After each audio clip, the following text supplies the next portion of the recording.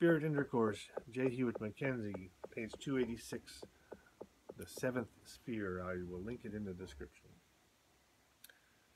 This is frequently the seventh sphere. This is frequently spoken of as the Christ sphere, where the finished product of evolved humanity is to be found so far as our Earth is concerned. Here no vegetation of any kind is to be seen, as the matter which constitutes the groundwork of the sphere is of a crystalline nature, and incapable of producing vegetation. Looked at with human eyes, its foundation seems to be of variously colored precious stones, and the streets as if manufactured from blocks of gold.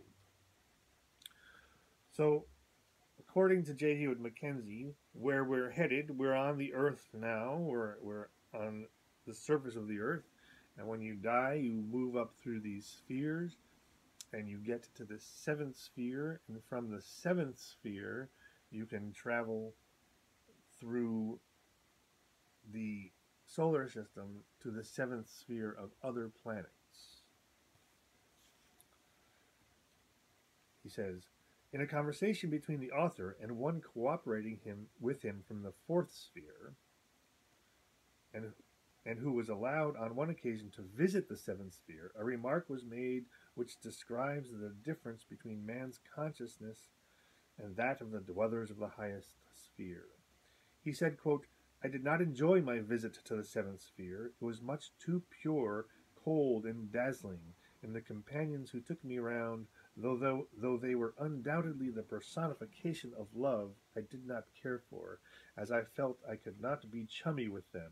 So far did they transcend my nature. He went on to relate the passage of a number of singers whose voices created a strange double effect, for as they sang, the vibrations from their voices created an echo immediately overhead, as if an invisible choir sang above them.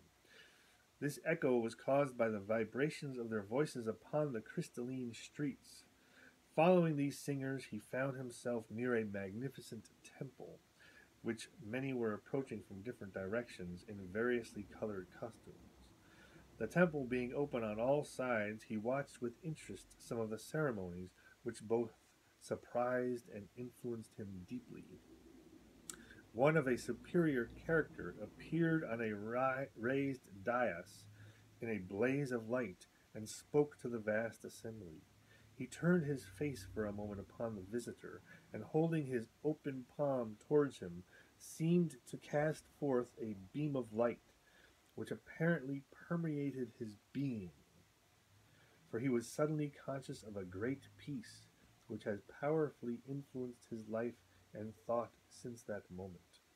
This plane of being holds the blossom of earth, which might be termed the Superman. And according to this guy, J. Hewitt Mackenzie, that's where we're all headed. Thanks. See ya.